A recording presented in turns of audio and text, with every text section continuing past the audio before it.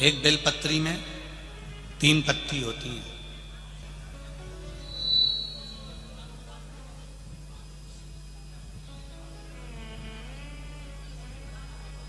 ये 3 पत्तियां शिव महापुराण की कथा कहती है, जब हम देवाधिदेव महादेव को समर्पित करते हैं,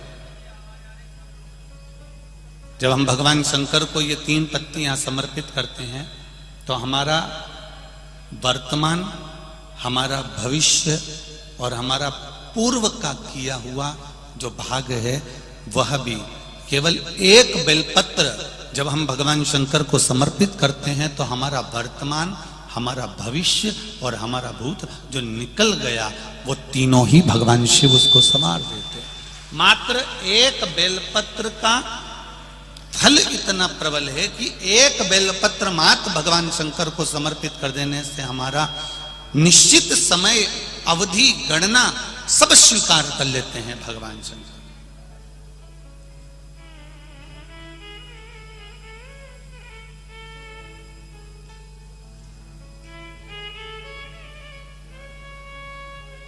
एक बेलपत्र की 3 पत्तियां नहीं है। एक बेलपत्र में जो ब्रह्मा विष्णु महेश हैं, एक बेलपत्र में जो हमारा जीवन है, एक बेलपत्र में जो हमारे देव अधिदेव महादेव विराजमान है, एक बेलपत्र में जो माँ जगज्जननी दुर्गा भवानी विराजमान है, एक बेलपत्र में जो नारायण लक्ष्मी विराजमान है, एक बेलपत्र में जो ब्रह्मा ब्रह्माणी विराजमान है, एक बेलपत्र के अंतर्गत जो मेरे देव अधिदेव महादेव की 64 योगनियां विराजमान है, एक बेलपत्र के अंतर्गत 33 कोटि देवी देवता विराजमान है, एक बेलपत्र के अंतर्गत संपूर्ण ब्रह्मांड का सुख विराजमान है। वो बेलपत्र कोई साधारण नहीं होती। शिव को चढ़ा देने पर वो बेलपत्री का सुख हमारे जीवन पर्यंत प्राप्त हो जाए।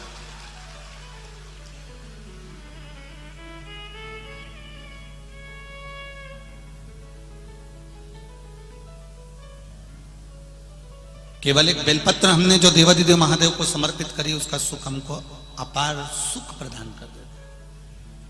पुण्य 3 तरह से होता है, एक मन से, वचन से और कर्म से।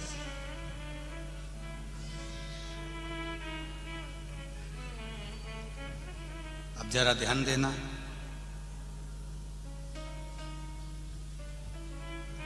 मन से हम जिंदगी में कभी किसी के प्रति भेदभाव ना रखें।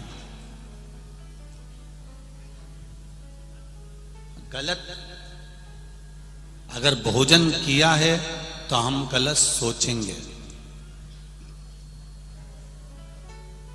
पर यदि भोजन करने के बाद भी हमने अगर भगवान के चरणारविंद का मात्र थोड़ा सा चरणोदक, थोड़ा सा अमृत तत्व ग्रहण कर लिया है, तो जो हमने भोजन ग्रहण भी करा है और मालूम पड़े कोई गलत जगह का भोजन कर लिया है और हमने शंकर भगवान पे चढ़ा हुआ वो जल थोड़ा सा हमने पी लिया है, तो हमारे भीतर अगर गलत भोजन चले भी गया है, तो ये निश्चित है उस भोजन को शिव का चढ़ा हुआ चरणों तक पवित्र कर देता है, गंगा का जल मानकर उसको शुद्ध कर देता है।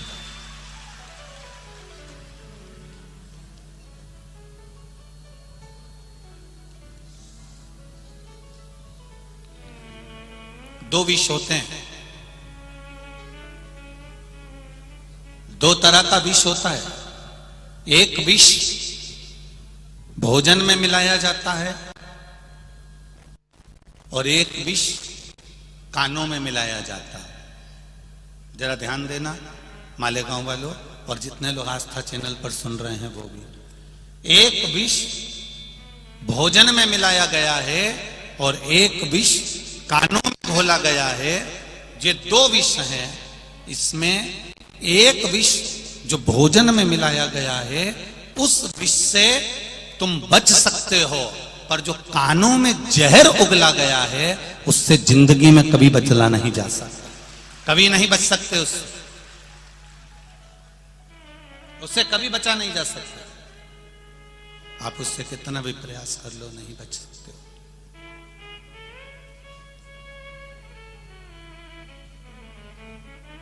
भोजन का विष निकल सकता है, पर कानों में जो घुला हुआ विष है ना, ये जिंदगी भर नहीं निकलता।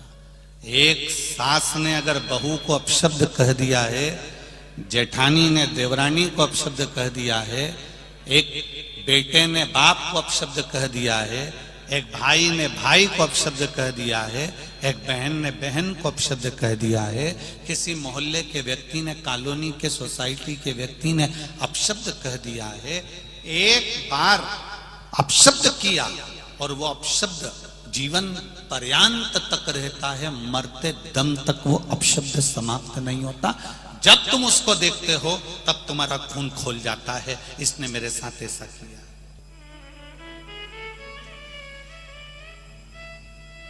इसने मेरे साथ ऐसा किया, इसने मेरे साथ ये कर दिया, इसने मेरे साथ वो कर दिया। ये अपशब्द का जो विष है, ये विष जो अपशब्द का विष है, जो कानों में घोला जाता है, ये मनुष्य की जिंदगी को बर्बाद कर देता है। जितना शरीर में गया गया हुआ जहर, जितना शरीर में भोजन के साथ गया हुआ जहर काम नहीं करता, उससे ज्यादा काम करता है कानों में गया हुआ जहर। तो पुण्य शिव महापुराण की कथा कह रहे हैं। शरीर से भगवान कभी प्रसन्न नहीं हुआ। परमात्मा को प्रसन्न करने का सबसे सुंदर तरीका है आपका मन, आपकी चित्त, आपकी वृत्ति। निर्मल मन सो मोहि पावा, मोहि छल छिद्र कपट ना भावा। कितनी दूर दूर से आप कथा सुनने के लिए आए हो, ना जाने कहां कहां के गांवों से कथा सुनने के लिए आए हो, और किसी मालेगांव की एक साधारण सी भूमि पर कथा सुनने नहीं आए हो। ये पंडाल, ये छत्र छाया, ये मेरे कैलाश अधिपति की है, जहां बैठकर आप कथा सुन रहे हो। कथा सुनने के बाद आपको क्या मिल रहा है, कथा सुनने के बाद आपको क्या प्राप्त होता है, ये तो मेरा देवाधिदेव महादेव जाने और आपकी भक्ति जाने। पर इतना विश्वास जरूर है कि 7 दिन की कथा सुनने के बाद वो जब झोली भर कर देगा, तो ये निश्चित है कि वो झोली कभी जिंदगी में खाली नहीं होने वाली। बस विश्वास रखकर कथा को सुनो, हृदय रखकर कथा को सुनो। सोना, चांदी, हीरा, मोती और बहुत सारा पर्स में रुपया लेकर कथा में मत आओ। तुम्हारा सारा आभूषण जितना तुम्हारे पास में है, तुम अपने घर में, बैंक में, जहां तुम्हें रखना हो वहां रख कर आओ। पर यहां पर तो केवल मेरे महादेव के लिए अपना दिल लेकर आना, तो वो दिल से दे देगा, मन से देगा, हृदय से।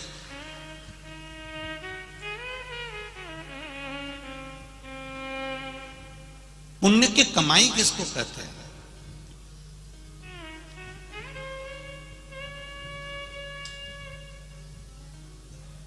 सत्कर्म की कमाई किसको कहते हैं? देखिए,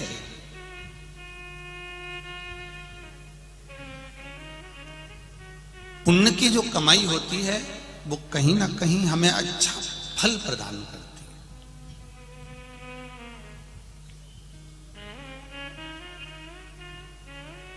इतने बड़े मालेगांव नगर में, इतने बड़े मालेगांव शहर में कथा हो रही है, आप इतनी लाखों की संख्या में, सारे पंडाल आप लोगों ने पहले दिन भर दिया है। हमें तो दूसरे दिन की टेंशन है कि बैठोगे कहाँ। तो पुण्य किसको कहते हैं, पुण्य की पूंजी किसको कहते हैं, पुण्य की कमाई किसको कहते हैं? तो शिव महापुराण की कथा कहती है, जब हम 2 कदम चलकर भगवान के मंदिर तक जा रहे हों, 2 कदम चलकर हम शिव महापुराण की कथा तक जा रहे हों, 2 कदम चलकर हम किसी सदगुरु के दरवाजे पर जा रहे हों, कुछ कदम चलकर हमारी विट्ठल तक जा रहे हों, कुछ कदम चलकर हम अपने परमात्मा के पास तक जा रहे हों, शिव पोथी तक शिव महापुराण तक जा रहे हों तो समझ लेना कि कहीं ना कहीं हमारे पूर्व के पुण्य की पूंजी एकत्रित हो गई तो हम यहां पहुंच गए। जब पुण्य का पलड़ा बढ़ता है तब हम भगवान के पास जाते हैं, और जब पाप का पलड़ा बढ़ता है, पाप बहुत ज्यादा मात्रा में बढ़ता है, तो हम जिस माला को भी पकड़े रहते हैं तो हमारा दिल नहीं लग पाता, हमारा मन नहीं लग पाता। हम राम राम जरूर कह रहे हैं, कृष्ण कृष्ण जरूर कर रहे हैं, विठल विठल पांडुरंगा हरि विठल कर रहे हैं, हम शिव नाम श्री शिवाय नमस्तुभ्यं हम जरूर जप रहे हैं, पर उसका हमको फल नहीं मिल रहा।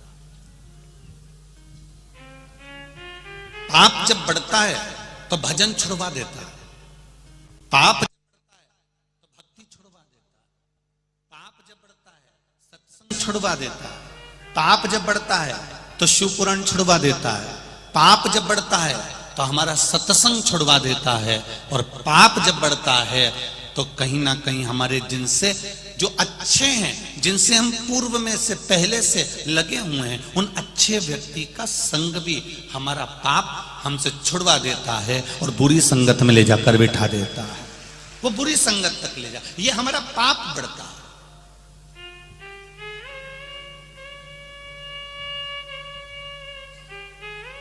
एक गांव का व्यक्ति था, उस गांव के व्यक्ति के पास में पैसा थोड़ा ज्यादा आ रहा था, कमाई अच्छी हो रही थी, तो उसने सोचा कि मैं करूं क्या। उसने कहा एक काम करता हूं, जब धन अधिक आ रहा है तो पत्नी ने कहा एक काम करो, बाजार में से थोड़ी कोड़ियां खरीद लो। कोड़ियां जानते हो, हाथ में बांधते हैं, कोई लोग ऐसे ऐसे पकटक के खेलते हैं, वो कोड़ियां। थोड़ी सी कोड़ियां ले आई है, पति जाता, जितना रुपया बचता उसकी कोड़ी खरीद लेता।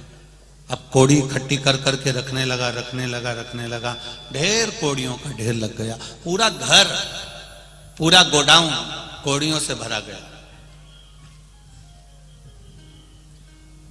अब जब पूरा घर, पूरा गोडाउन कोड़ियों से भरा गया, कोड़ी कोड़ी इकट्ठी हो गई, ढेर कोड़ियां इकट्ठी हो गई।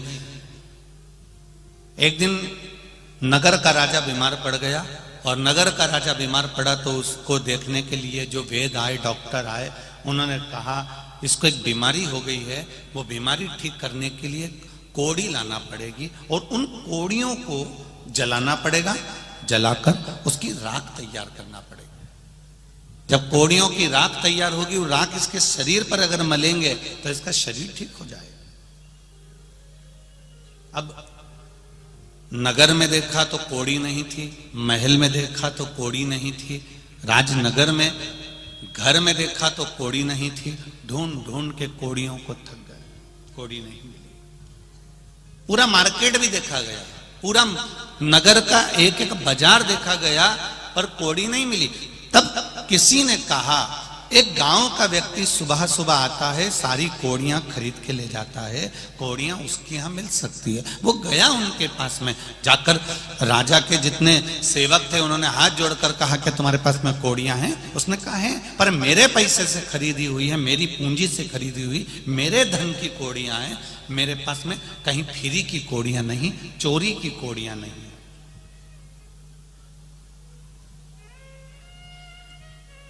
कोड़ियां हैं, हाँ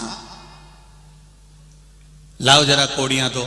उसने कहा मैं अपनी कोड़ी नहीं दे सकता, तुम्हें देना पड़ेगा, राजा बीमार पड़ा है। उसको डराया, धमकाया, तब उसने एक थाली में कोड़ियां भर कर लेकर आया। उनसे कहा लो तुम्हारा झोला पकड़ो, बैग पकड़ो, बारदान पकड़ो। उन्होंने बारदान पकड़ा, इसने कोड़ियां पर हाथ फेरा, उनके झोले में दिया, फिर भर के लाया, फिर कोड़ियों पर हाथ फेरा, फिर उनके झोले में, उनके बैग में, उनके बारदान में दिया। बार बार यही कर रहा था। तब गुस्सा आ गया राजा के दूतों को, और राजा के सेवकों ने कहा एक बार में पूरा बैग उठाकर क्यों नहीं दे देता, एक बार में पूरा बारदान उठाकर क्यों नहीं दे देता, ये बार बार हाथ क्यों फेर रहा है? उसने कहा अरे भाई, मैं इन कोड़ियों में हाथ इसलिए फेर रहा हूं, इन कोड़ियों में मैं वो कोड़ी ढूंढ रहा हूं कि वो एक कोड़ी ऐसी कौन सी आ गई जो मेरी इतनी रखी रखाई कोड़ियों को लेकर जा रही है, उस कोड़ी को ढूंढने का मैं प्रयास कर रहा हूं। हमारे घर में ऐसी आ जाती है जो हमारे रखे हुए पूरे धन को ले जाकर नाश कर देती है। एक कोड़ी हमारे घर में ऐसी आ जाती है जो पैसे को, कोड़ी को, पूरे रखी हुई कोड़ी को, पूरे रखे हुए पैसे को डॉक्टर में कहीं कहीं गलत जगह पर, कहीं कहीं ले जाकर, कहीं मदिरा में, कहीं मांसाहार में, कहीं वेश्यावृत्ति में, कहीं जुए में उस कोड़ी को लगा दिया जाता।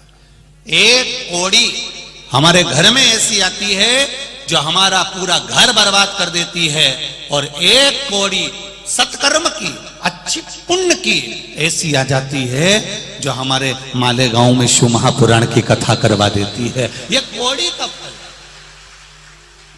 ये कोड़ी है।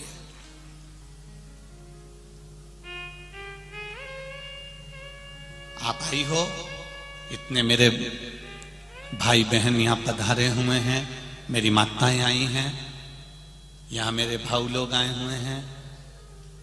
विचार करना आज घर जाते जाते कि तुम्हारे पास में वो कौन सी एक अच्छी कोड़ी आ गई थी जो तुमने घर से चली, ऑटो करा, रिक्शा करा, बस करी, गाड़ी करी, 10 रुपए लगाकर अच्छी कोड़ी थी, इसलिए भगवान के यहां तक आ गई, शिव पुराण तक आ गई। वो अच्छी कोड़ी थी तो यहां ली। और अगर बेकार कोड़ी होती ना तो तुम आते आते भी घर से, कई माताएं ऐसी होगी जिन्होंने अपनी पड़ोसन से कहा होगा, चल रही क्या, चल रही है क्या? हाँ चलूंगी तो सही, चल तैयारी करी, और मालूम पड़े कोई ना कोई ऐसा मेहमान आ गया, कोई ना कोई अतिथि आ गया, कोई ना कोई ऐसा काम आ गया, कोई ना कोई ऐसा कारण आ गया कि वो यहां तक पहुंच भी नहीं पाई। तुम आ गए, वो नहीं पहुंची, समझ लेना ऑटो वही है, रिक्शा वही है, बस वही है, गाड़ी वही है, पर उस गाड़ी में बैठने वाला व्यक्ति जिसके पास में पुण्य की पूंजी थी, जिसके पास कहीं सत्कर्म की पूंजी थी, कहीं अच्छाई की पूंजी थी, कहीं नेक पूंजी थी, कोई श्रेष्ठ पुण्य की पूंजी थी, तो वो शिव महापुराण की कथा तक पहुंच गया। और जिसके पास पूंजी अच्छी नहीं थी तो वो दिन भर इंतजार करता रहा, और शाम के समय पर फिर वो पूंजी लेके ठेके पे चले गया, मदिरा की दुकान पर पहुंच गया। पुण्य की पूंजी आती तो भजन करवा देती, पुण्य की पूंजी आती तो सत्कर्म करवा देती, पुण्य की पूंजी आती तो हमारे जीवन का कोई अच्छा कार्य हमसे करवा देती। पर पूंजी जब गलत हो गई तो वो श्रेष्ठ कर्म नहीं कर पाई।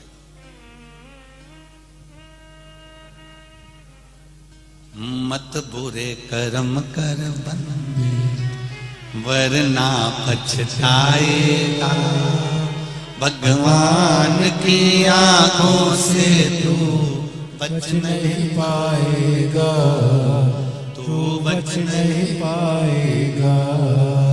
अरे ओ अज्ञानी मत कर नादानी, तेरे कर्म का फल भी तू ही पाएगा, जैसा किया तूने तेरे आगे आएगा। मत बुरे कर्म कर बंदे, मत बुरे कर्म कर बंदे, वरना पछताएगा, भगवान की आंखों से तू बच नहीं पाएगा, तू बच नहीं पाएगा। अरे ओ अज्ञानी मत कर नादानी। महाराज कोई पुण्य की पूंजी आए जो हमारे जीवन में अच्छा कर्म कर जाए।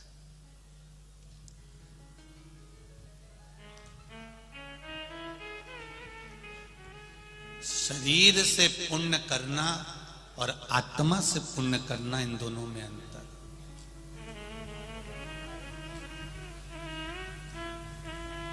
शरीर से भला करना और आत्मा से भला करना, इसमें अंतर है।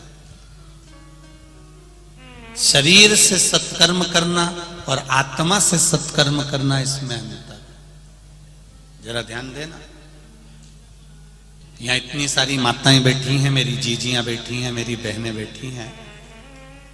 कई कई अपने देवर के लड़के की शादी करती है, कई अपनी जेठानी की लड़की की शादी करती है, कोई कोई अपने परिवार में रिश्तेदारों में शादी में जाती है। काम तो करती है, संभालती भी है, पर अंदर से भीतर से कुड़ती भी रहती है।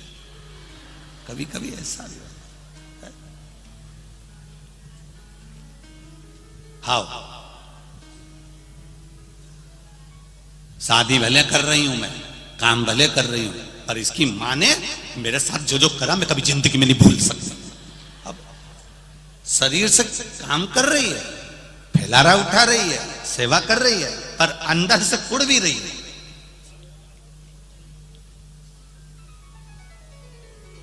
अब शरीर से जो किया सबको अच्छा लगा। हमारी चाची ने हमारी शादी में बहुत काम किया, हमारी मामी ने हमारी शादी में बहुत काम किया, हमारी मासी आई थी उन्हें हमारी शादी में बहुत काम किया, मेरी बुआ आई थी उसने मेरे यहाँ शादी में बहुत काम किया, मेरे भाई की लड़की आई उन्हें हमारे यहाँ शादी में बहुत काम किया। पर अंदर से कौन देखे कि कुड़ कितना रही है? ये तो बाहर से दिखा कि काम बहुत किया।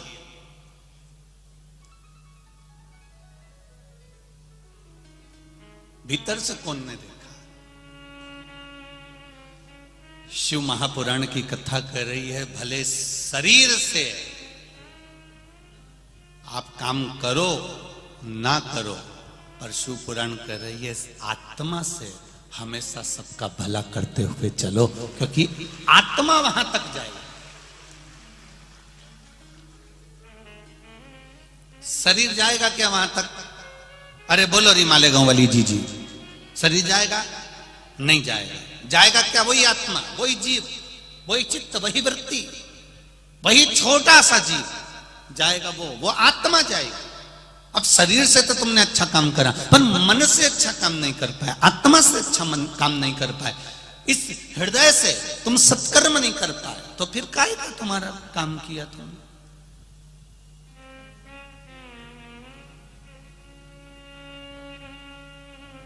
जितना बन सके इस चित्त से, इस मन से, इस आत्मा से श्रेष्ठ कर्म करने का प्रयास करो। शरीर यहीं रह जाना है, आत्मा चली जाना है, चित्त चला जाए। कितना सुंदर शिव महापुराण की शुरुआत हो रही है, पुण्य शिव महापुराण। कितना सुंदर संवाद कहा गया। देवराज नाम का ब्राह्मण, जो ब्राह्मण होकर गलत कर्म में लगा हुआ था,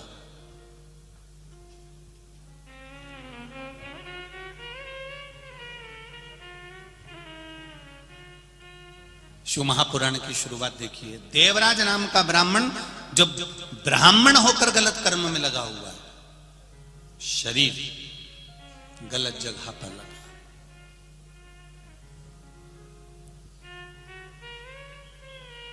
और इस देवराज नाम के ब्राह्मण की मां थी, माता, जो रोज मंदिर जाती है, शिव जी को एक लोटा जल चढ़ाती है, हृदय से भगवान शंकर का गुणगान करती है। उसको कोई मतलब नहीं संसार के लोगों से, उसको तो केवल भजन से मतलब है, कोई मतलब।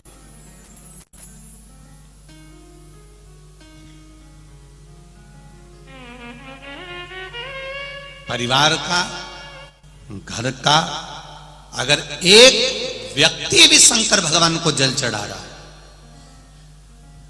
शिव जी के मंदिर जा रहा है, शंकर भगवान पर एक लोटा जल चढ़ा रहा है, तो निश्चित है एक लोटा जल का जो पुण्य मिलेगा वो पूरे परिवार को तार देगा, ये निश्चित है। एक लोटा जल, सारी समस्या का हल।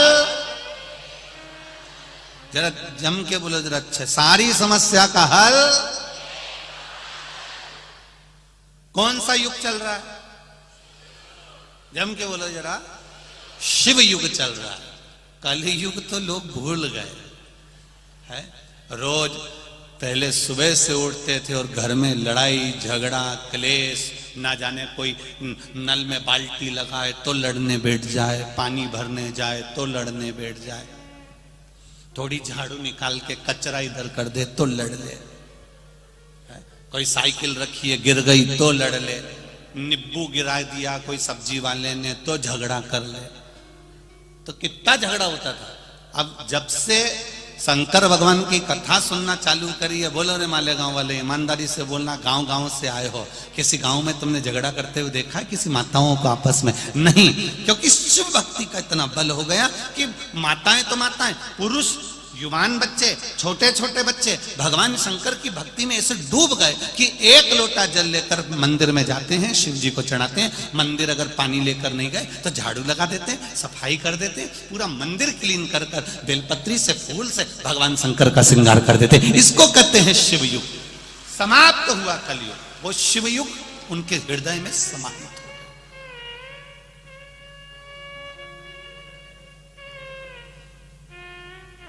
और पूरे संसार को सुधारने के लिए सबसे मूल है, हम सुधरेंगे युग सुधरेगा।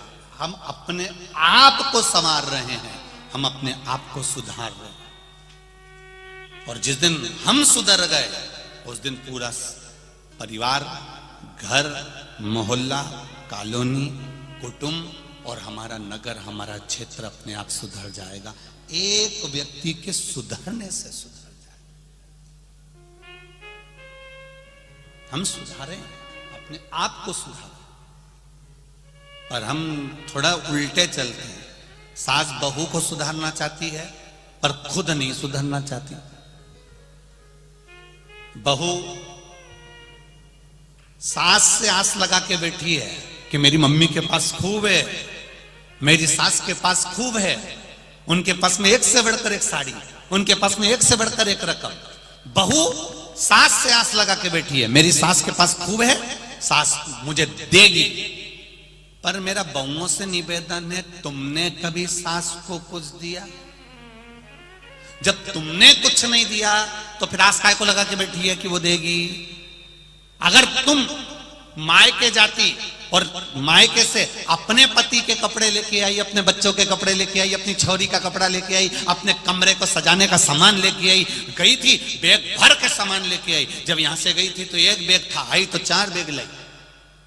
और जब इतना सामान तू अपने घर के लिए लेकर आई तो एक सामान अपनी सास के लिए लेकर आती, और सास के लिए लेकर आती तो सास भी तो कहती कि मेरी बहू जब जब जाती है तो मेरे लिए कुछ लाती है, तो वो भी तुझे कुछ दे देती। पर हमने केवल लेना जाना है, देना जाना कहां?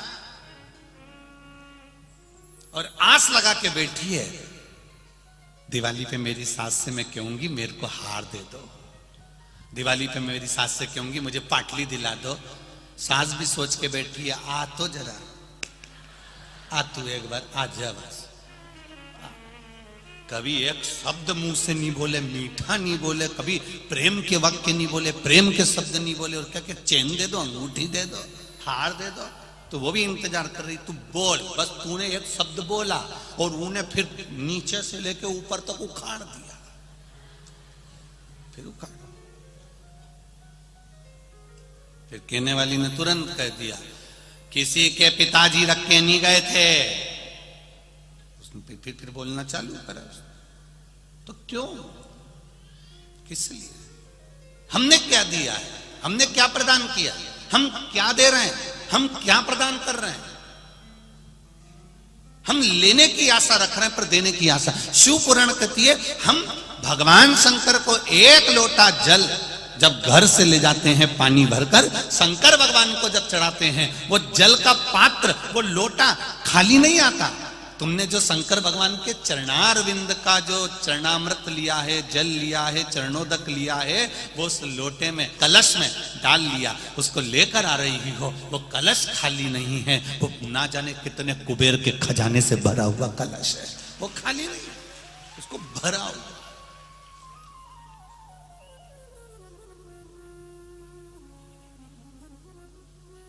मैंने तेरे ही भरोसे, ओ बाबा तेरे ही भरोसे, हवा विच उड़ती जावागे, बाबा डोर तो छंदी नाम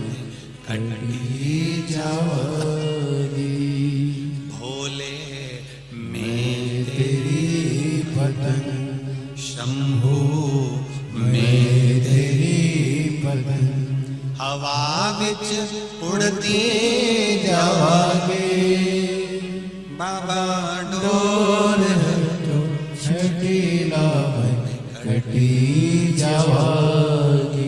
भगवान की विरल भक्ति का भाव।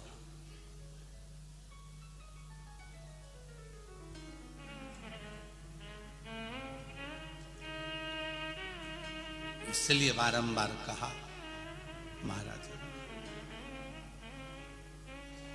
हरि विठ्ठल विठ्ठल विठ्ठला हरि ओम विठ्ठला विठ्ठल विठ्ठल विठ्ठला हरि ओम विठ्ठला।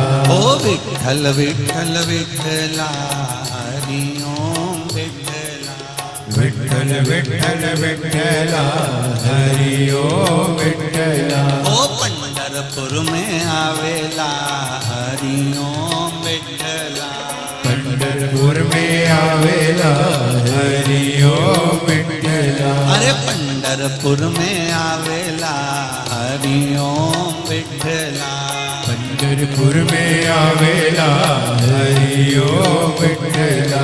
ओ तुकाराम जी गावेला हरि ओम विठ्ठला तुकाराम जी गावेला हरि ओम विठ्ठला। अरे तुकाराम जी गावेला हरि ओम विठ्ठला तुकाराम जी गावेला हरि ओम विठ्ठला।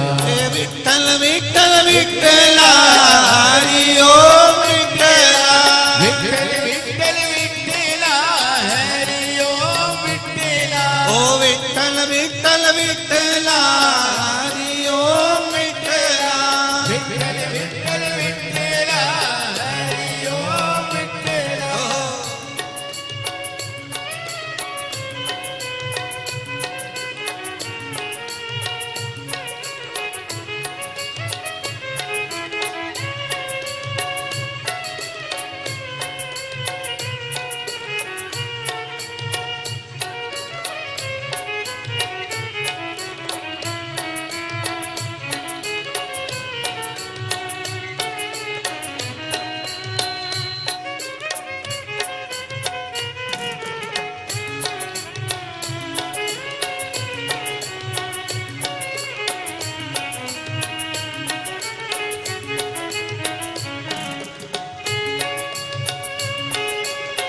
हरि बोल।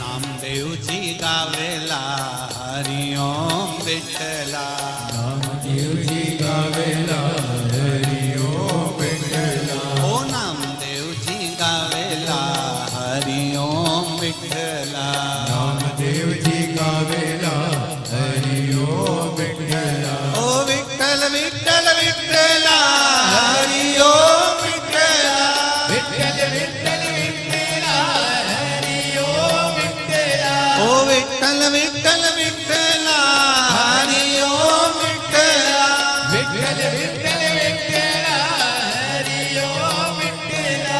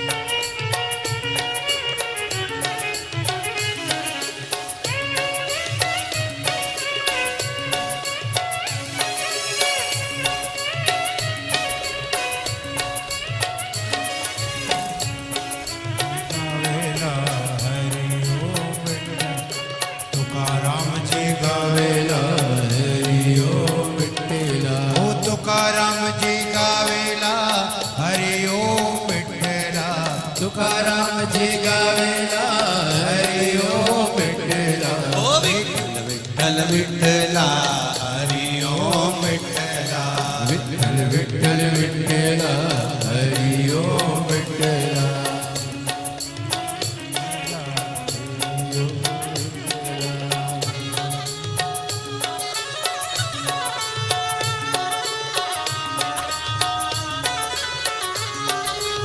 शंभो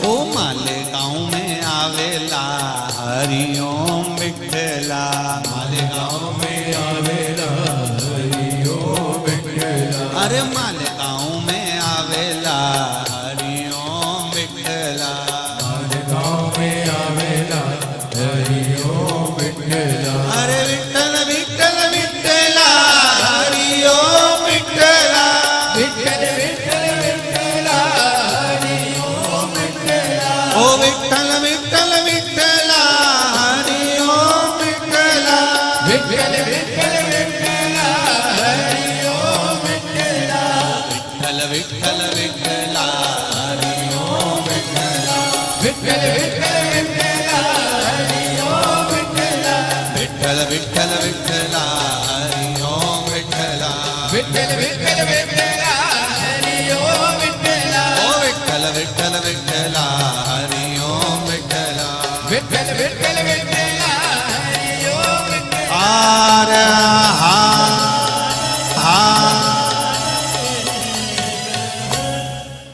अपने स्थान पर बैठकर भगवान देवादिदेव महादेव से हृदय से दिल से भाव से भगवान शिव से अपने हृदय की बात बाबा देवादिदेव महादेव से कहिए। आप सभी को पहले भी कथाओं में कहा है, आज फिर कह रहे हैं। शिव महापुराण में मूल मंत्र जब आए श्री शिवाय नमस्तुभ्यम, जब इस मंत्र का बोलने का मौका शिव महापुराण के मध्य में बीच में आए तो इस मंत्र का जाप हृदय से दिल से करें। और जब आप इसको हृदय से जपेंगे और उसके बाद अपने हृदय की बात बाबा देवादिदेव महादेव से कहेंगे, निश्चित है मेरा देवादिदेव महादेव आपके मन की बात को सुनेगा और आपके हृदय की बात को स्वीकार करेगा। सब साथ में बड़े प्रेम से आनंद के साथ श्री शिवाय नमस्तुभ्यं, श्री शिवाय नमस्तुभ्यं, श्री शिवाय नमस्तुभ्यं, श्री शिवाय नमस्तुभ्यं, श्री शिवाय नमस्तुभ्यं। भोला सब दुख काटो हो भोला सब दुख काटो शिव शंकर जप तेरे माला, भोले बाबा जप तेरी माला, भोला सब दुख काटो मारा ओ भोला सब दुख काटो मारा। शिव कथा कर, वायलिन थोड़ा कम कर। भगवान शिव की कथा कर रहे, शिव की उदारता कर रहे। देवराज नाम का ब्राह्मण, ब्राह्मण कर्म से वंचित रहे। ये मनुष्य का जो शरीर मिला, इस शरीर को परमात्मा ने जो दिया है, ये पूर्व के कर्म के अनुसार मिला। देखो,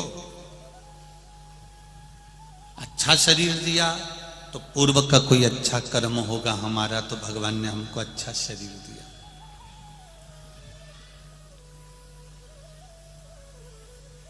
शरीर में अगर कोई कष्ट है, शरीर में अगर कोई रोग है, शरीर में अगर कोई बीमारी है, तो समझो पूर्व का कोई कर्म ऐसा हो गया होगा जिसके कारण बस हमारे शरीर में कुछ कष्ट आ गया।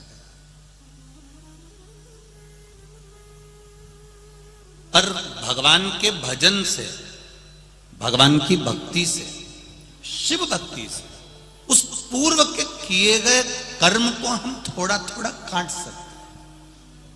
जैसे एक पत्र आया, देखिए,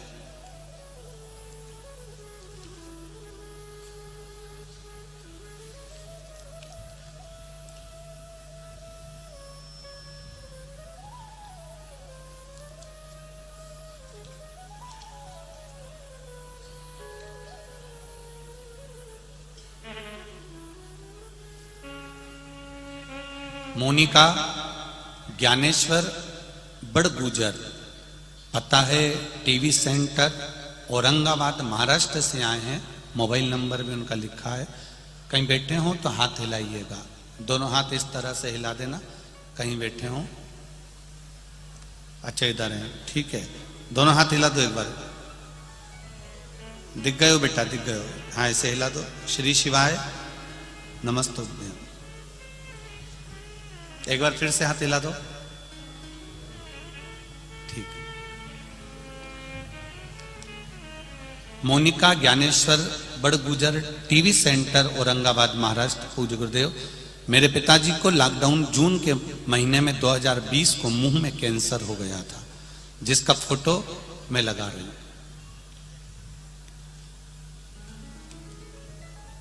कैंसर हो गया था 27/6/2020 को। औरंगाबाद में अस्पताल में जांच की, तब रिपोर्ट में कैंसर बताया गया।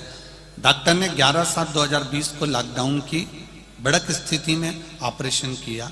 ऑपरेशन की रिपोर्ट अनुसार रेडिएशन केमोथेरेपी किया। फिर पिताजी को तकलीफ, दर्द कम नहीं हुआ। डॉक्टरों ने 15/1/2021 को ऑपरेशन करने को फिर कहा। ऑपरेशन के दौरान पिताजी को गले में जख्म हो गया। फिर से मार्च 2022 में पिताजी को मुंह में दर्द फिर प्रारंभ हो गया। अब ऑपरेशन कराने की सामर्थ्यता नहीं, सक्षमता नहीं और शरीर नहीं। हमने औरंगाबाद के अस्पताल में दिखाया, मुंबई के अस्पताल में भी दिखाया, तो डॉक्टर ने ऑपरेशन का कह दिया वापस। केमोथेरेपी चलने लगी, परेशानियां बढ़ती रही पर आराम नहीं लगा। तभी मेरी आजी और मेरी मामी ने हमें बताया कि महादेव को 1 लोटा जल चढ़ाओ। मैंने टीवी पर कथा सुनी है, उसमें बताया है रुद्राक्ष का पानी चढ़ाओ। हमने परिवार के व्यक्ति को भेजकर सीहोर से रुद्राक्ष बुलवाया। उस रुद्राक्ष को रात में तांबे के कलश में गलाते, सुबह शिव जी को चढ़ाते। शिव जी को 1 लोटा जल चढ़ाते, वो जल लाकर पिताजी को पिलाते। बेलपत्र महादेव की चढ़ी हुई लाकर उनको पीस कर देते। बाबा कुंदकेश्वर का नाम लेकर दवाई भी देते। 27/10/2022 को फिर पेट स्कैन की जांच की रिपोर्ट बाबा की कृपा से मुंबई के हॉस्पिटल में नॉर्मल आना प्रारंभ हो गया। अब पिताजी को आराम है। उनका हम फोटो, दूसरा वाला, पहले वाला फोटो लगाया और दूसरा वाला फोटो लगा रहे हैं। ये शिव की कृपा है गुरुदेव। एक बेटी का और पत्र बड़ा सुंदर आया है, देखिए। जया गणेश सुतार, ब्राह्मणपुर की कथा में, ब्राह्मणपुर, गणेश मंगवान सुनार, जलगांव, संत मीराबाई नगर, जलगांव से आई है। कहीं बैठे हो तो हाथ हिलाइएगा। बच्ची का नाम है रेणुका गणेश सुतार। आती हैं? दोनों हाथ हिला दो ऐसे। श्री शिवाय नमस्तुभ्यम। फिर से हिला दो एक बार हाथ। श्री शिवाय नमस्तुभ्यम। मेरी बच्ची को पितृपक्ष में जिसका मैं फोटो लगा रही हूं, बेटी का फोटो लगाया है, आप टीवी चैनल के माध्यम से देख सकते हैं। पितृपक्ष के दौरान अचानक तबीयत खराब हो गई, इतनी खराब हो गई कि गुरुजी पूछो मती, सब रोने लग गए। हमने जैसे तैसे अस्पताल में भर्ती किया और डॉक्टर उसको आईसीयू में ले गया। आईसीयू में भर्ती किया, उसके बाद में धीरे धीरे तबीयत और ज्यादा खराब होती चली गई, ठीक नहीं हुई। उसको वेंटिलेटर पर ले जाकर डाल दिया गया। वेंटिलेटर पर भी पूरे शरीर में उसके नाड़ी, जहां देखो वहीं पर प्लास्टिक की पन्नियां पैक लगी हुई थी, चारों तरफ मुंह पर हर जगह पर नलियां लगी हुई थी। केवल नासिका की एक नली ऐसी थी जिसमें से उसको वेंटिलेटर पर कुछ दिया जा रहा था। नाकों में, गले में नलियां ही नलियां लगी हुई थी गुरुदेव। तब सोचा कि क्या करें। किसी ने बताया कि एक लोटा जल शिव जी को चढ़ाइए। हमने एक लोटा जल शंकर भगवान को चढ़ाना प्रारंभ करा। सीहोर भेजा, रुद्राक्ष मंगवाया, उस रुद्राक्ष का जल बाबा देवादिदेव महादेव को चढ़ाना प्रारंभ करा। 3 दिन तक मेरी बेटी को वेंटिलेटर पर ही रखा गया।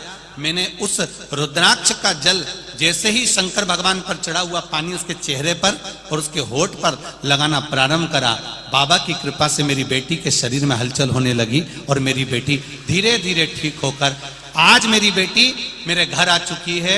बेटी का फोटो लगा रही हूं गुरुदेव, और ये पत्र अपने भाव से मैं बाबा को नमन करती हूं। अब ठीक है बाबू, श्री शिवाय नमस्तुभ्यम। बैठिए। हर हर महादेव। शिव कृपा इसी को कहते हैं, शंकर की उदारता इसी को कहते हैं। शिव तत्व इसी को कहते हैं। क्या देगा वो? इतने पत्र लिखे हैं, हम अभी पूरे तो नहीं पढ़ पा रहे हैं, जो पढ़े वो भी यहां रखे हैं, और सारे पत्र पूरे यहीं मालेगांव के नगर में रह जाएंगे।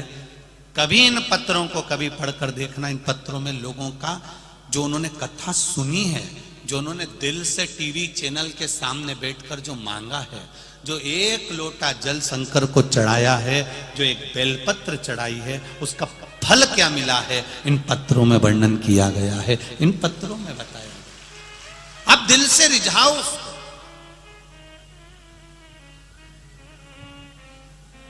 और मालेगांव की इस धरा को भी कह रहा हूं, दिल से सुनो, शरीर से कथा नहीं सुनना है हमको, हृदय से सुनो। भोला सब दुख काटो, ओ भोला सब दुख काटो,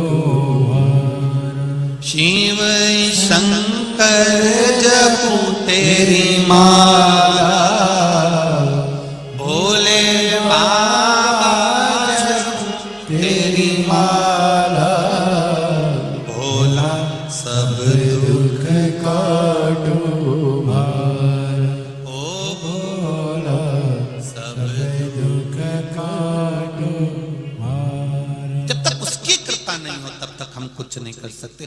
पुण्य को प्रबल करें।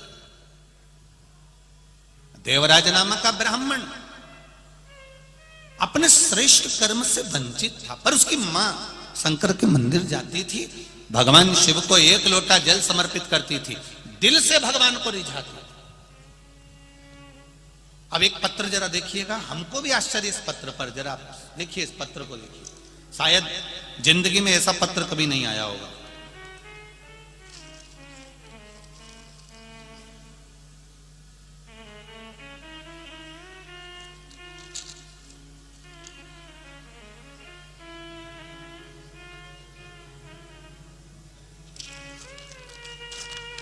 अब देखिए, शंकर जी की परीक्षा देखिए जरा, इस पत्र के माध्यम से भोलेनाथ की परीक्षा देखिए।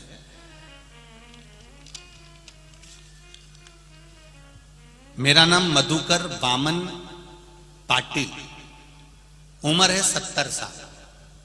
कहीं बैठे हो आप ही हैं? हाँ, हाथ हिला दीजिए एक बार। श्री शिवाय नमस्तुभ्यम। हाँ, दोनों हाथ हिलाओ एक बार। श्री शिवाय नमस्तुभ्यम। फिर से एक बार हाथ हिला दीजिए। हाँ, दोनों हाथ बड़े भाव से, आनंद से। आपके चेहरे का प्रसन्नता बता रहा है कि बाबा ने बहुत कुछ दे दिया। 70 वर्ष की आयु में भी आकर दे दिया। एक बार दोनों हाथ हिलाकर हर हर महादेव। गुरुदेव, शिव की कितना बखान करूं मैं वर्णन नहीं कर सकता। मेरा नाम मधुकर वामन पाटिल है, उम्र 70 साल है। पहली बार ऐसा पत्र आया है, इसलिए दिल से मैं पत्र लिखने वाले पाटिल जी आपको नमन करता हूं। पहली बार ऐसा पत्र आपने भेजा। पाटिल, उम्र 70 साल, धरण गांव जलगांव महाराष्ट्र का रहने वाला हूं। मैं सरकारी नौकरी में पटवारी के पद पर था। अब मेरी नौकरी में पदोन्नति नहीं थी। मैंने 2021 में जिला अधिकारी कलेक्टर कार्यालय में एक एप्लीकेशन दायर कर दी। गुरुदेव, वो एप्लीकेशन मेरे महादेव के बल पर दायर करी कि मैंने इतनी लंबी नौकरी करी पर मेरा प्रमोशन नहीं हुआ। मैंने जनवरी 2021 से उस नौकरी के लिए कि मैंने इतने साल नौकरी करी, सबका पदभार बढ़ा, सबकी प्रमोशन हुई, पर मेरी प्रमोशन नहीं हुई और मैं रिटायर हो गया। मैंने जो नौकरी करी है उसके कुछ समय के लिए मुझे भी प्रमोशन दिया जाए। मैं रिटायर हो चुका था, उसके बाद मैंने ये अप्लाई करा। और हमारे घर में आस्था चैनल पर आपकी कथा चलती थी, उस शंकर पर विश्वास कर कर मैंने ये एप्लीकेशन लिख दी और मैंने वो कलेक्टर कार्यालय में दे दी। पत्नी से कहा तू भी चल, मैं भी चलूं, और एक लोटा जल शिव जी को चढ़ा। अब देखें भोलेनाथ क्या करते हैं। अब तो अपन रिटायर हो गए। अब देखें कि वो रिटायरमेंट होने के बाद भी प्रमोशन देता है कि नहीं देता, ये देखना है। बाबा शिव की महिमा का क्या वर्णन करूं गुरुदेव। एक लोटा जल ने ऐसा कर दिया, अगस्त 2022 में मेरी बढ़ोतरी का लेटर आ गया और मुझे 9 साल पहले से बढ़ोतरी का उसका रुपया प्राप्त होगा। और बाबा की कृपा से लगभग मुझे 9 लाख से लेकर 10 लाख रुपए गवर्नमेंट देगी। उसने लिखा ये शिव है। पाटिल जी धन्यवाद, बैठिए। हर हर महादेव, प्रणाम करते हैं। इसको कहते शिव भक्ति, शंकर पर विश्वास। पाटिल जी ने अपनी धर्मपत्नी से कहा सियोर वाला महाराज इतना चिल्ला चिल्ला के कहता एक लोटा जल सारी समस्या का है। अब देखें, समस्या भी भारी है और जल भी भारी है। शिव और बाबा ने सुना। इतने समय के बाद में अगस्त 2022 में शिव पुराण मालेगांव में होने से पहले ही मेरे भोलेनाथ ने महाराष्ट्र में आने से पहले ही बाबा ने सोचा था ये लेटर लिखेगा, हर कुछ लिख देगा, इसलिए पहले इसका काम कर दो। इसका कोई भरोसा। जब ये सरकार को लेटर लिख सकता है तो सियोर वाला महाराज तुझे भी लिख सकता है। इसलिए देव महादेव है, ये शिव है, ये शंकर। अकाल मृत्यु वो मरे जो काम करे, चंडाल का काल उसका क्या बिगाड़े जो भक्त हो महाकाल का। जो शिव का उपासक होता है, शंकर का उपासक होता है, शिव भक्ति में जो डूबा हुआ होता है, उसको शिव पकड़ता है। बस दिल से चाहिए उसको, दिल से पुकार लो आप, हृदय से पुकार लो, मन से पुकार।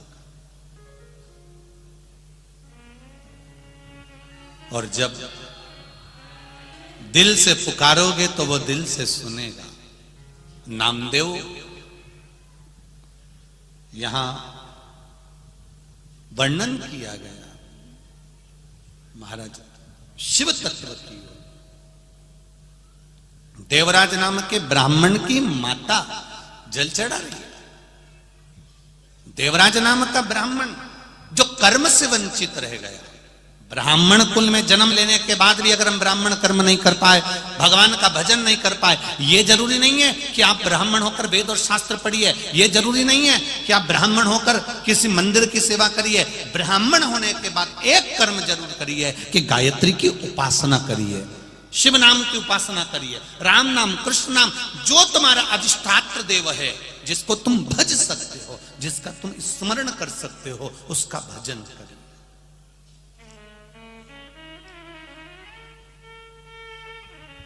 देव और महादेव दो हैं। अमृत किसने पिया था? बोलते जाओ जम के। देव ने। अमृत किसने पिया? देव ने। विष किसने पिया? महादेव। ठीक है, देव का काम कितना है? जैसे पवन देव, पवन देव का काम कितना है? पवन चलाना। जल देव, जल देव का काम कितना है? जल बरसाना। अन्न देव, अन्न देव का काम है अन्न प्रदान। 33 कोटि देवी देवताओं को देव कहा गया है और केवल एक देव ऐसे हैं जिनको महादेव कहा गया है। देव एक क्षेत्र तक सीमित रह सकते हैं, एक जगह तक सीमित रह सकते हैं, एक स्थान तक सीमित रह सकते हैं। देव इंद्र सिंहासन तक सीमित हैं, पवन देव पवन के भाव तक सीमित हैं, जल देव जल के भाव तक सीमित हैं, अग्नि देव अग्नि के भाव तक सीमित हैं, चंद्र देव चंद्र के भाव तक सीमित हैं, सूर्य देव सूर्य के भाव तक सीमित हैं। भगवान जितने देव हैं उनकी एक सीमा है कि ये यहां तक रहेंगे, पर केवल एक महादेव ऐसे हैं जिनकी कोई सीमा नहीं है। जिसने पुकारा महादेव वहां पहुंच जाते हैं। जो दिल से पुकारता है महादेव वहां पहुंच जाते हैं। जिनकी एक सीमा बनी हुई है, जिनकी एक परिधि बनी हुई है। अब पवन देव जल बरसा सकते हैं क्या? जम के बोलो जरा। नहीं, पवन देव का काम है पवन चलाना, जल देव का काम है जल चलाना, जल बरसाना। अन्न देव का काम है अन्न प्रकट करना, अग्नि देव का काम है अग्नि प्रकट करना, सूर्य देव का काम है प्रकाश कर देना, चंद्र देव का काम है शीतलता प्रदान कर देना। ये सब अपना अपना कर्म कर, सारे देव अपना अपना कर्म करते हैं। केवल एक महादेव ऐसे हैं जिनके ऊपर कोई परिधि नहीं है, जिनके ऊपर कोई क्वांटिटी नहीं है, जिनका कोई स्थान ऐसा नहीं कि महादेव यहाँ नहीं जा सकते। महादेव के लिए सब खुला हुआ है, चाहे वो देवलोक हो, चाहे पाताल लोक हो, चाहे गंधर्व लोक हो, चाहे तलातल हो, नागलोक, पितृलोक, रसातल, जितने भी लोक हैं महादेव के लिए सब खुले हैं। इसलिए केवल हम शंकर भगवान पे जड़ क्यों चढ़ाते हैं? सारे देवता एक जगह तक जा सकते, पर महादेव एक ऐसे हैं जो जन्म से लेकर मां के गर्भ से लेकर मृत्यु तक और मृत्यु होने के बाद भी जो जीवात्मा है उस जीवात्मा को अंत क्षण तक मेरा महादेव निभा कर जाता है। केवल एक महादेव। अकाल मृत्यु वो मरे जो काम करे चंडाल का, और काल उसका क्या बिगाड़े जो भक्त हो महाकाल का। मेरे महादेव की कोई परिधि नहीं, कोई क्षेत्र नहीं, कोई स्थान नहीं।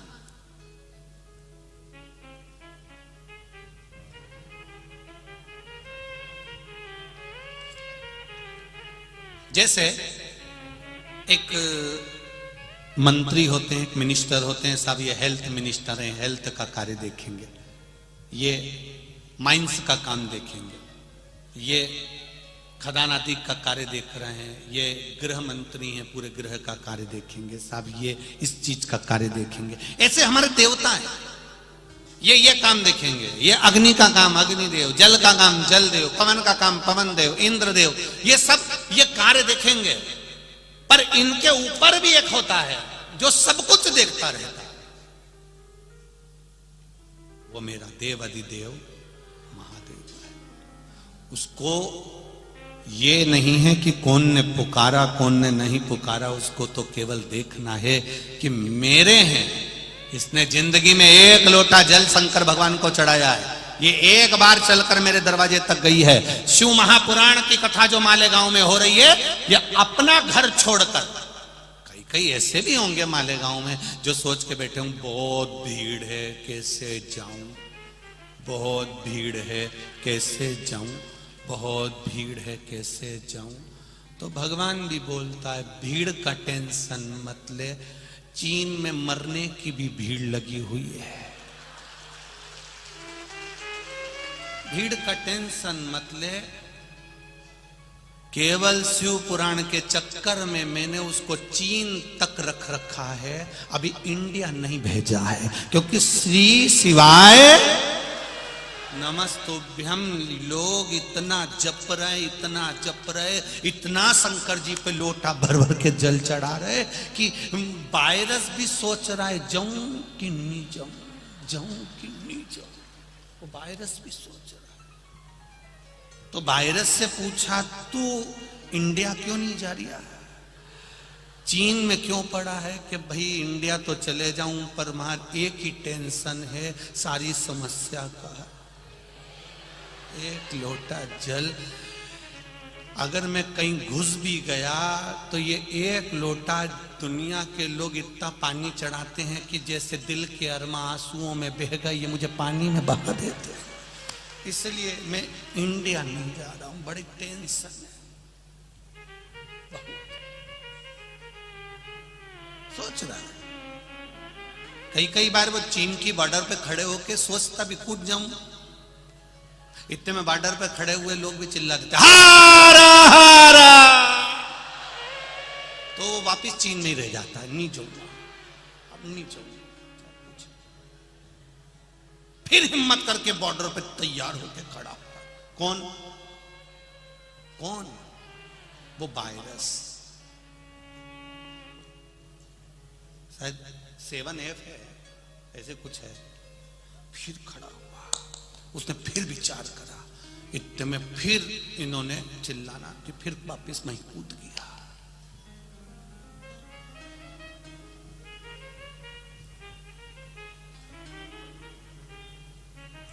कितना सोचा होगा मेरे जगत गुरु शंकराचार्य जी ने, शिव के परम उपासक मेरे जगत गुरु शंकराचार्य, कितना सोचा होगा जो भारत की चारों तरफ 4 जगह पर 4 शंकर भगवान को विराजमान कर दिया, 4 जगह के 4 शंकराचार्य को विराजमान कर दिया, 4 जगह पर मेरे देवाधिदेव महादेव को विराजमान कर दिया।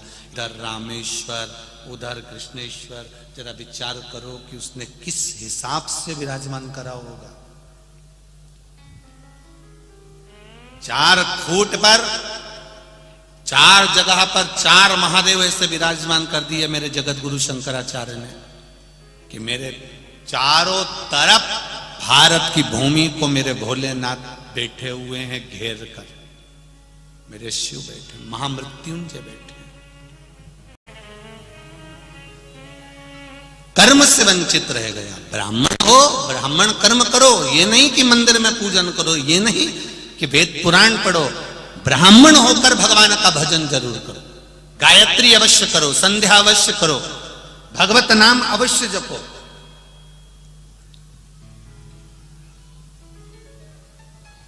क्या मिलेगा उससे? कहा इस आत्मा का कल्याण होगा। शरीर के कल्याण की बात हम करें ना करें, पर आत्मा के कल्याण की बात जरूर करें महाराज, जरूर करें। पुण्य,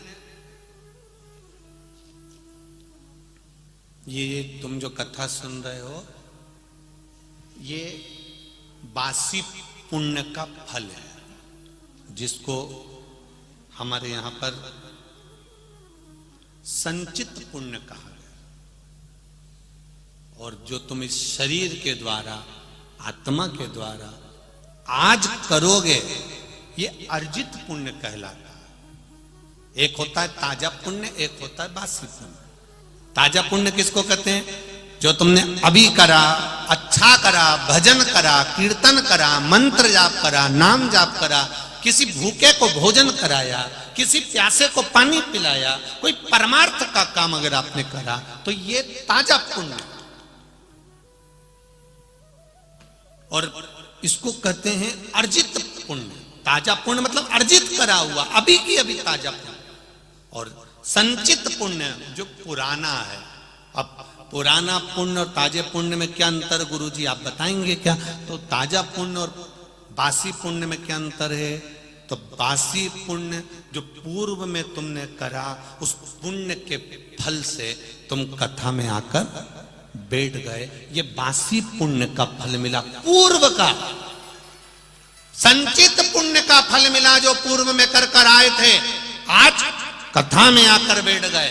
अब ताजे पुण्य का क्या फल है, अर्जित पुण्य का क्या फल है? तो ताजे पुण्य का फल ये है, बासी पुण्य पूर्व का करा हुआ, पहले का करा हुआ तुमको शिव महापुराण तक लेकर आ गया, बिठा दिया। अब अर्जित पुण्य, ताजा पुण्य तुम्हारे हाथ में है कि तुम बैठकर भगवान का भजन करो, मंत्र जाप करो, कृष्ण नाम, शिव नाम, विठ्ठल नाम, हरि नाम जपो, शिव नाम जपो। ये अर्जित पुण्य है आज का।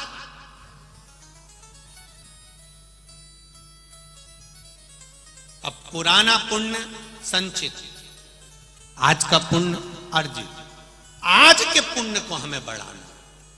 10,000 रुपए तुम्हारी जेब में रखे हैं, तुमने उसको खर्च करते गए, 500 का ये सामान ले लिया, 500 का वो ले लिया, 500 का वो ले लिया, 500 का। यहाँ पर जितने लोग आए, रात को रुकने वाले जो रात्रि में रुकेंगे यहाँ पर, हमें तो कल भी सूचना मिली कि यहाँ बहुत लोग रात्रि को आ गए, बहुत लोग रुके हुए। तो जो आए होंगे वो 100-200 रुपए तो लेके आए होंगे, लाए होंगे, 200-200 500 रुपया लाए होंगे। अब 500 रुपए उन्होंने जेब में रखा, मालूम पड़े कुछ सामान की जरूरत पड़ी, उनने ले लिया, तो 10 रुपए उसमें चलेगा, 30 रुपए उसमें चलेगा, 40 रुपए उसमें चलेगा, 500 रुपए उनका समाप्त हो गया।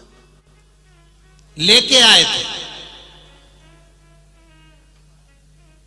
अब इन्होंने यहां पर सोचा कि चलो थोड़ा बहुत कुछ क्रम कर लें, दुकान डाल लें, कोई ऐसा काम कर लें कि थोड़ी कमाई हो जाए। तो लाया था 500, इकट्ठा करा 10,000। अब वो 10,000 इन्होंने इकट्ठा करा, ये इनका अर्जित है, और लेकर आया था वो संचित है। 500 लाया था, खर्च करना, खर्च इकट्ठा करो अपने पुण्य को। पूर्व का पुण्य प्रबल हुआ।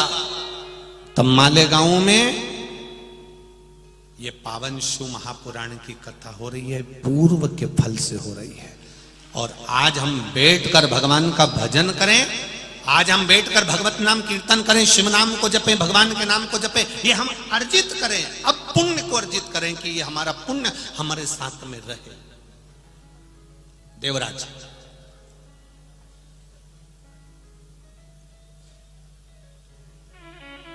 देवराज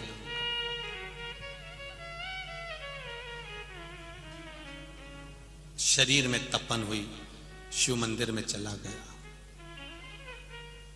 शंकर भगवान के मंदिर में जाकर बैठा। कोई ब्राह्मण जन, कोई संत जन, कोई गुरु जन प्रवचन में लगे हुए थे, शिव कथा कर रहे थे। शिव कथा में पहुंच जाना एक अलग बात है, शिव कथा में पहुंच जाना अलग बात है, और शिव कथा में पहुंचकर शिव की कथा में गुम हो जाना, शंकर की कथा में डूब जाना एक अलग बात। पहले भी कथा में कहा, आज फिर कहते हैं, पानी में डूबोगे तो मर जाओगे, और शिव महापुराण में डूबोगे तो तर जाओगे, ये निश्चित है।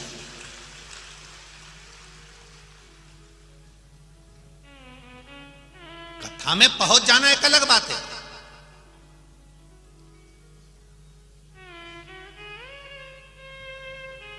पहुंच गए। अब कथा में पहुंच जाना अलग बात है, पर कथा में पहुंचने के बाद में अपने चित्त को, अपने मन को, अपनी वृत्ति को भगवान में लगा लेना एक अलग बात है। अपने मन को भगवान की भक्ति में लगाना। खाली न जाता कोई दर से तुम्हारे, खाली न जाता कोई दर से तुम्हारे, मैं भी खड़ा हूँ नन्ही बाहें पसारे, मैं भी खड़ा हूँ नन्ही बाहें पसारे, अपने हृदय से लगा लो, लगा लो, गिरा जा रहा हूँ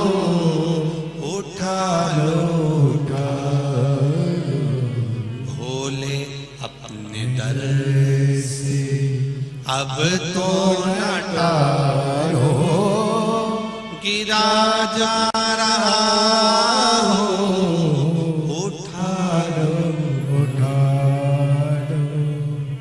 गिरा जा रहा हूँ, उठारो।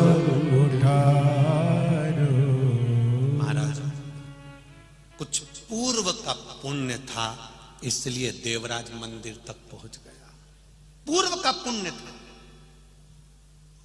और जितने लोग यहां बैठे हैं, आज घर जाते जाते अपना अंदाजा लगा कर जाना कि मैंने पूर्व में कौन सा पुण्य करा था। भगवान जाने मैंने कौन सा अच्छा काम करा था जो आज मालेगांव में मैं कथा सुनने चली गई। आज मैंने पंडाल में बैठकर, आज मैंने इस भव्य पंडाल में बैठकर, मालेगांव की इस पवित्र धरा पर बैठकर मैंने कथा सुनी। मेरा पुण्य कौन सा अच्छा था। और दादा भाऊ भूसे जी से भी मैं निमंत्रण कहूंगा, निवेदन करूंगा, उनकी धर्म पत्नी से भी निवेदन करूंगा, आप भी विचार करना कि हमारे पूर्व का कौन सा पुण्य था जो आज हमने शिव महापुराण की कथा का आयोजन करवाया।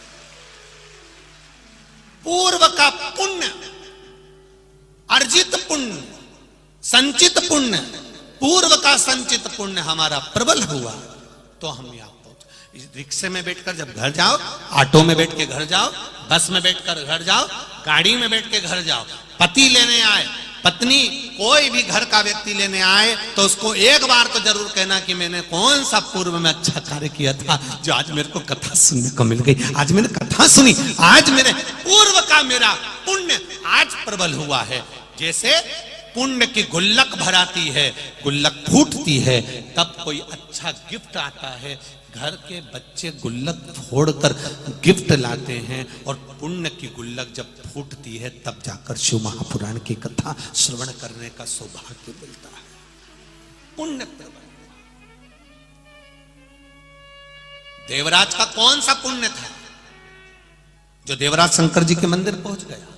जब इतना बड़ा पापी था, चोरी करता था, वेश्यावृत्ति करता था, जुआ खेलता था, मांसाहार करता था, मदिरापान करता था, फिर ये सब पुण्य कौन सा था? पुण्य कौन सा? और केवल ये देवराज की कथा नहीं करे ये शिव पुराण की, ये कथा हमारे सम्मुख में एक बहुत सुंदर एक संवाद आता है। एक ऋषि, एक साधु, एक संत अपनी कुटिया में बैठे थे, झोपड़े में। एक नव युवक लड़का, युवान बेटा रात्रि के समय पर वो झोपड़े में आ गया।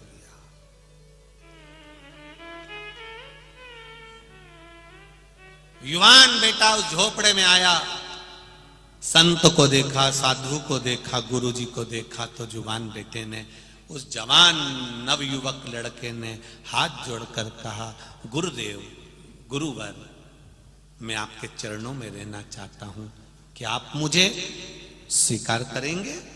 मैं आपका शिष्य बनना चाहता हूं, क्या आप मुझे स्वीकार करेंगे?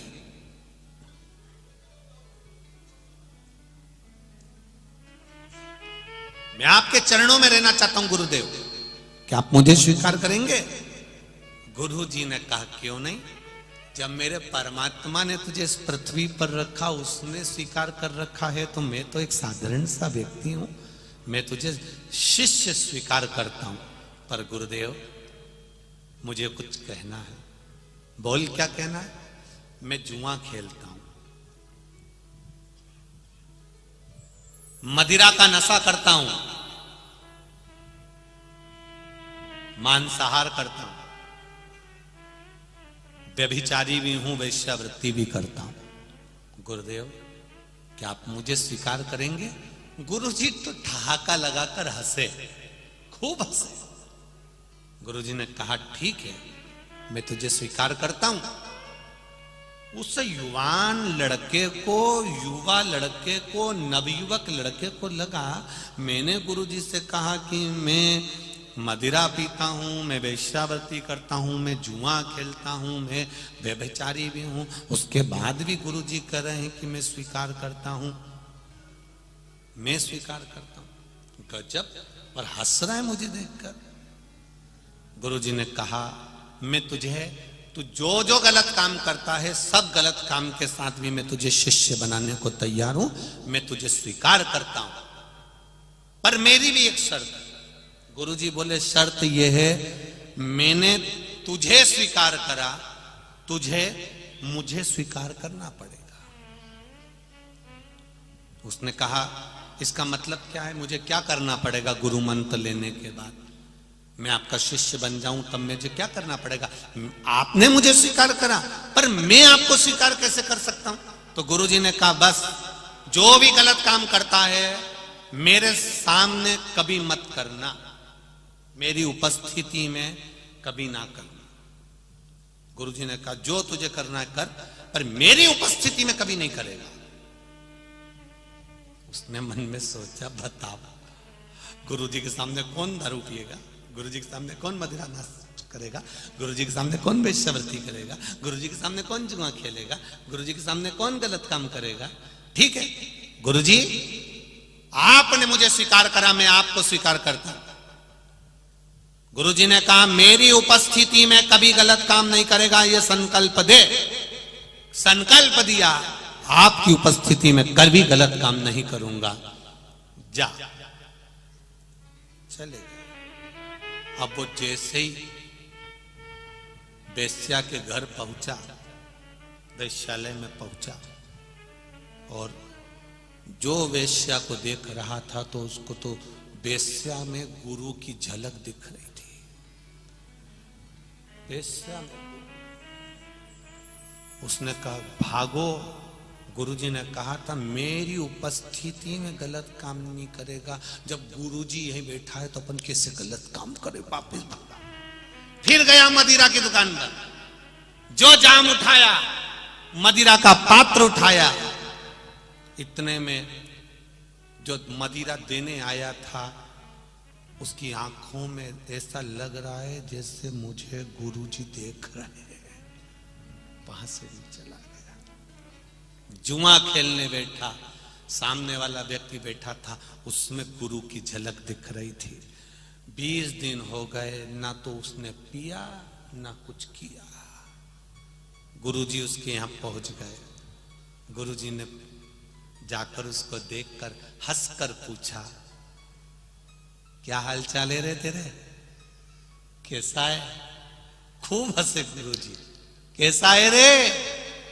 और गुरुजी के शब्द बड़े विचित्र थे। गुरुजी बहुत आनंद के साथ अपने जो भक्त होते हैं ना, अपने जो शिष्य होते हैं ना, उनसे बड़ी खुली बात करता है गुरु, बड़ी खुलकर बात करेगा। कैसा है रे? तेरा पीना खाना, वेश्या के घर जाना चालू है? इतने में चेला बोला माथा ठोक के, क्या खाक जाऊं?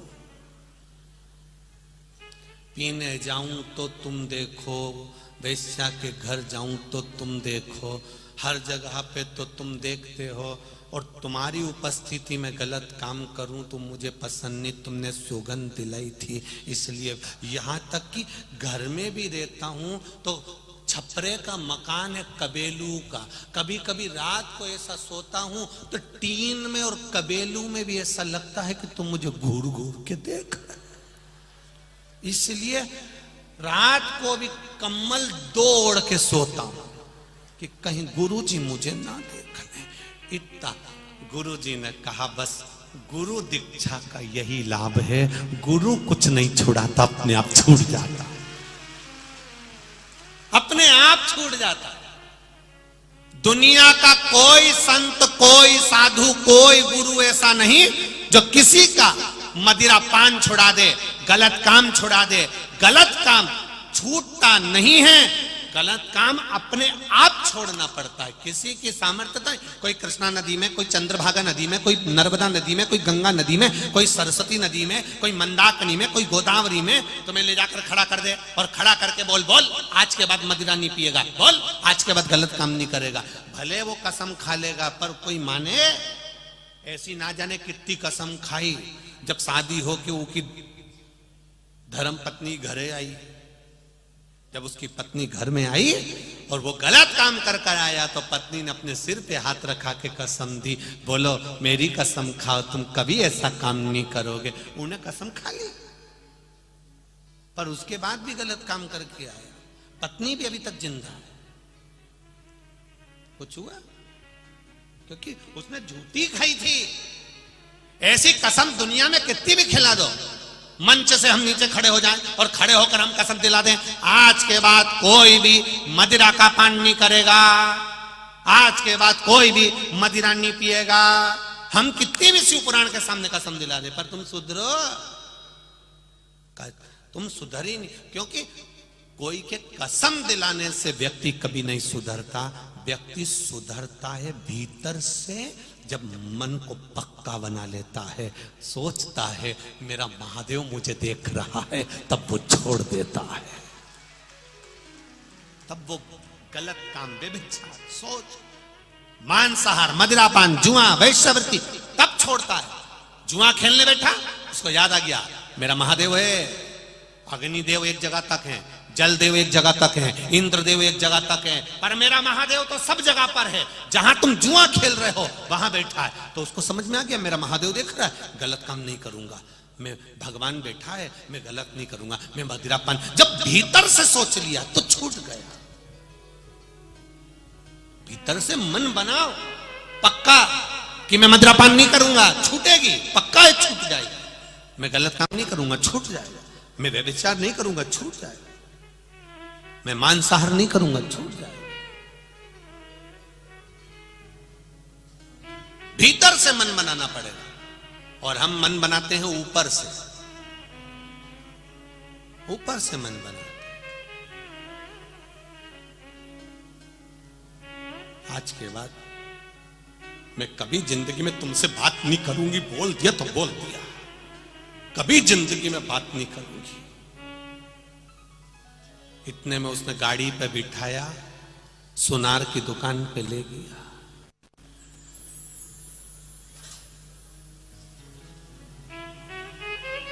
पति ने कहा इसको हार दिखा दो। सुनार ने हार दिखाया, तभी बोली ये वाला थोड़ा सा अच्छा नहीं लग रहा, दूसरा ले लो।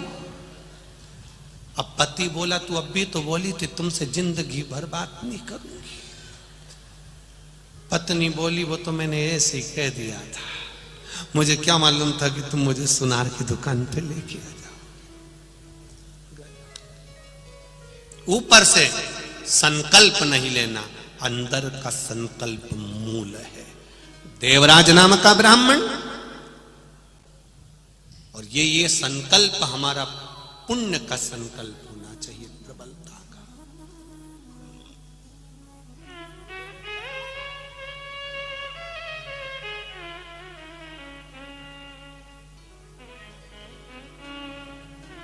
ये भीतर का।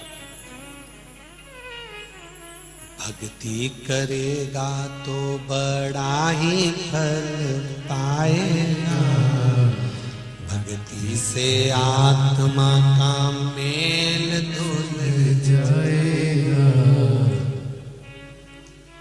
भक्ति का कोई तू यत्न कर ले, रोज थोड़ा थोड़ा शिव का भजन कर ले, रोज थोड़ा थोड़ा शिव का भजन कर ले। ओ मुक्ति का कोई तू जतन कर ले, ओ मुक्ति का कोई तू जतन कर ले, रोज थोड़ा थोड़ा शिव का भजन कर ले, रोज थोड़ा थोड़ा शिव का भजन कर ले।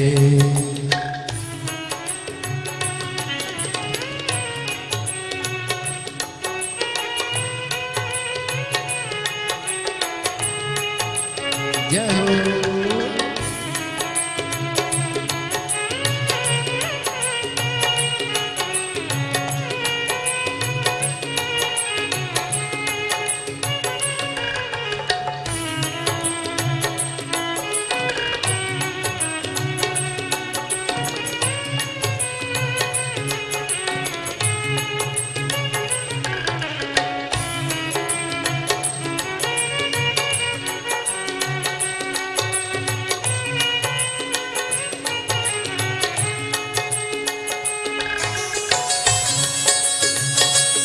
हरि बोल।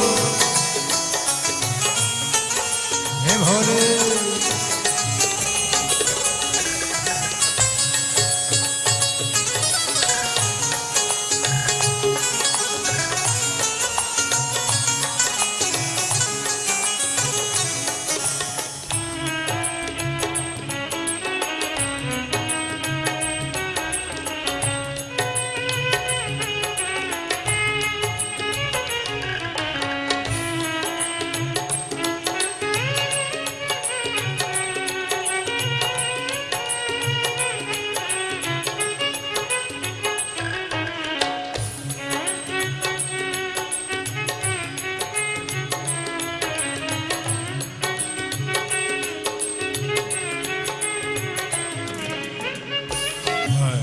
करेगा तो बड़ा ही फल पाएगा, भक्ति करेगा तो बड़ा ही फल पाएगा। भक्ति करेगा तो बड़ा ही फल पाएगा। भक्ति करेगा तो बड़ा ही फल पाएगा। भक्ति से आत्मा का मेल छूट जाएगा। भक्ति से आत्मा का मैल छूट जाएगा। भक्ति से आत्मा का मेल छूट जाएगा। भक्ति से आत्मा का मैल छूट जाएगा। आत्मा के साथ साथ मन कर ले। आत्मा के साथ साथ मन कर ले रे रो। थोड़ा थोड़ा शिव का भजन कर ले। रोज थोड़ा थोड़ा शिव का भजन कर ले। ओ मुक्ति का कोई तू जतन कर ले। ओ मुक्ति का कोई तो जतन कर ले। रोज थोड़ा थोड़ा भोले का भजन कर ले। रोज थोड़ा थोड़ा भोले का भजन कर ले।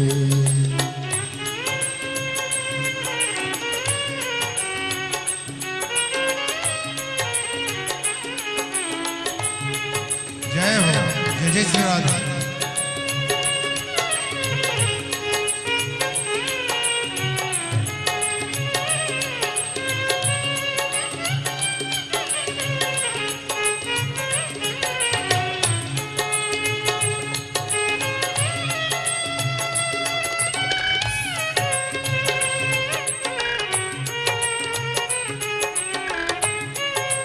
भोले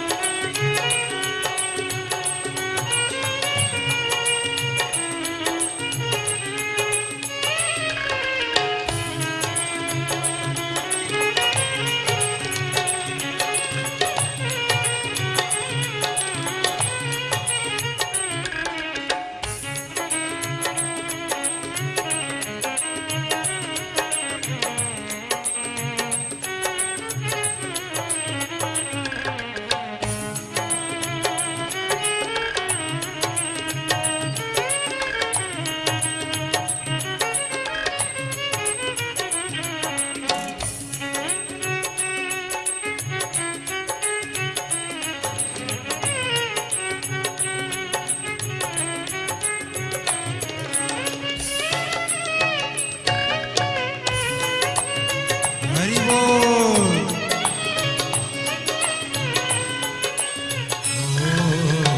संगत करे आखी लोगों की। संगत कर अच्छे लोगों की।